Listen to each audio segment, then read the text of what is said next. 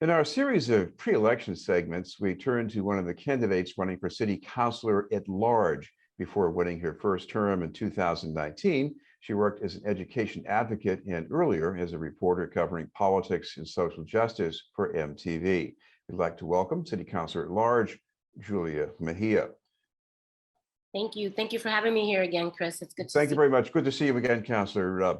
I want to start with the moment we're at in this race. And I think the moment is not only coming away from the pandemic, but also coming down from the newest census numbers about the growth, especially of the Latinx population in Boston. What does that mean about your sense of mission as a city councilor? Well, as the only Latina running citywide, now more than ever in terms of representation, it goes to show how important it is to have someone on the council who has that lived experience. There are over 130,000 Latino residents in Boston. 50,000 of those are voters. So we really have an opportunity to really flex that muscle and demonstrate our political power. Well, one result of your background, because when you were growing up, you were a translator for people in your family. And lo and behold, the acting mayor, Kim Jenny, just signed this ordinance about translating things into various languages in Boston. When does that really matter for people? Yeah, so our office in 2020, when COVID first came onto the scene, there was a rental relief application that came out and it was only in English. And our office yielded thousands of calls from people who needed help to fill out that application. And so we were on the phone helping people. And through that work, what we realized is that a lot of the information that's coming out of the city was not being translated simultaneously into multiple languages. So as a result of that, our office filed and recently passed the Language Access Ordinance, which ensures that the city translates vital documents simultaneously so that everyone is getting the same information at the same time, and that folks, especially those who don't know how to read or write in English, can actually access vital city services. One other thing you worked on during this first term on the council is a measure about residential retail kitchens. Before the pandemic, I never heard of those, but this is important not just for food security, but for people's ability to make a living. Absolutely, Chris. Everybody knows that people already had a little side hustle, selling their little pastelitos and cakes and things of that nature. So these people have been running their businesses, but they were doing so illegally. And so what we noticed during COVID was this opportunity to really be able to provide folks with culturally competent goods right in their own neighborhoods. And so through the work with advocates, we were able to file and pass this residential kitchens ordinance. And we see this as twofold, is an opportunity to close that wealth gap that everyone talks about, as well as for me as a single mom, if I'm able to generate extra income and also be able to take care of my child, that helps me also be mindful of being home, and that I can also take care of my kids. And then that might also address some of the issues around violence. And while something as small as being able to operate your own business out of your home, that really does go a long way for folks who are struggling to make their ends meet. There are a lot of indicators that language learners among the students in the Boston public schools, at least, suffered disproportionately during the pandemic. A lot of them even sort of becoming disconnected from school. If you haven't been able to solve that problem already, and it's a big problem to solve so soon, what would you like to do if you're reelected? Yeah, so I'm gonna say win, because I'm gonna speak it into existence, Chris. So I'm an English language learner myself, right? I came to this country, I learned how to speak English watching Sesame Street. My mom didn't know how to read and write in English, and so I was able to get away with a lot. And that has not changed for a lot of families here in Boston, and specifically during remote learning. Because people come to this country with interrupted education, it was harder for families to be able to support their students. So we knew that was an issue.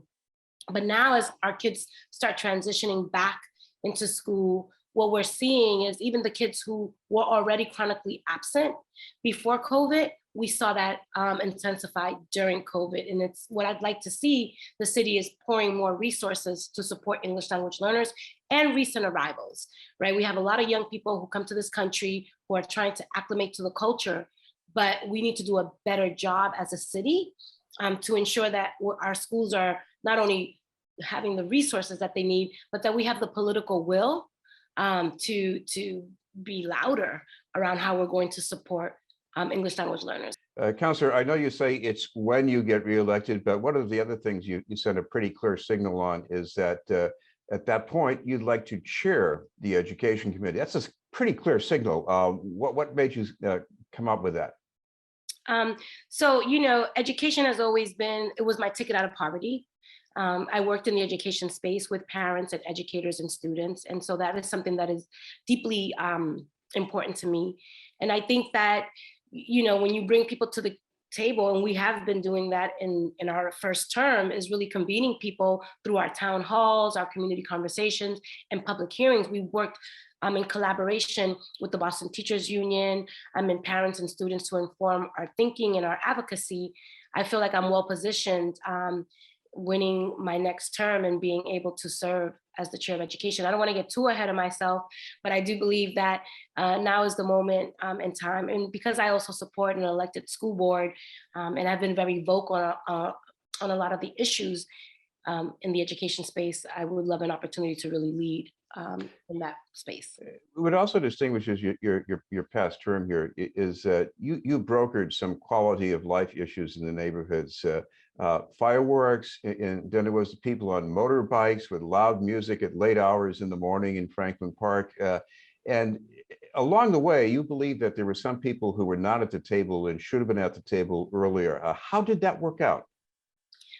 Incredible. Like, I swear to you, Chris, I was so surprised that I had some of the dirt bike riders and some of the party goers called our office and thanked me for highlighting the fact that they were not engaged and they wanted to be engaged. And so we worked alongside them and we created a convening. We had State Rep Russell Holmes there. We had a lot of different community groups. And more importantly, we had the folks who were causing the quality of life concern. And collectively, we were able to get to a good place and come to some common ground of what this looks like. Because oftentimes people don't know what they don't know. Some of them didn't even know that there was a noise ordinance, right? Some of them didn't even know you have to go through a permitting process.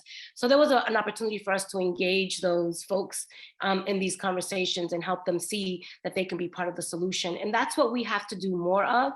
And that's why we're always focused on community-centered approaches to policy making, because we believe that the people who are living the reality should be at the center of every decision that we make and informing our work. As far as the community, what about the people who live closer to the park, whether it's Jamaica Plain, Roxbury, or even in the Dorchester side? Did they gain from this? Absolutely. You know, they not only did they gain, Chris, they showed up, and we're incredibly grateful to have an opportunity to be in community with them. I think that they were able to see each other eye to eye, and breaking down those barriers and that barrier to engagement really felt like everybody was in this together. And I think that that is the key to being a citywide counselor, is your ability to bring people together despite their differences. I was looking at the Dorchester Reporters series on city council candidates, the at-large candidates, and they were asked about how they would grade the performance of Marty Walsh as mayor. A lot of them were fairly positive. You gave him a D. Why was he so low a grade from you? Well, it's about consistency, Chris, because the last time I got asked that question in 2019, I think I was the only counselor running for office at that point that gave the mayor a lower grade. And I think that, you know, there's just still so much work to do here in the city of Boston, and a lot of the things that we have been fighting for, even during the previous administration, and then under that administration, we were still fighting for. And I think that the needle moved in certain spaces, but it didn't move in others. And I can give some specific examples around some of the police reform issues that people had been pushing for. There were a lot of things and missed opportunities that I felt we could have done a better job with. What about housing, making it more affordable, especially for the people who were in a crisis situation? Yeah, I mean, you know, Chris, I always talk about the fact that it wasn't until I was in the 5th grade that I had my own room, right? Because we always shared space with multiple families. And so this is something decade after decade. The only thing that changes is our outfits, but housing is the number one concern when I'm on these doors, right? People are still concerned about where they're going to be able to sleep at night and how they're going to pay their rent. And so this issue here in Boston, we created a citywide steering committee to really look at how we plan and develop here in the city of Boston that is community centered and not developer focused. I think that we need to really hold developers and the city accountable to ensuring that we kind of slow down the displacement here in Boston. Well, thank you very much for taking the time to join us. Thank you. Thank you. Candidate for re-election as City Councilor at Large, Julia Mejia. We'll have more news in just a moment.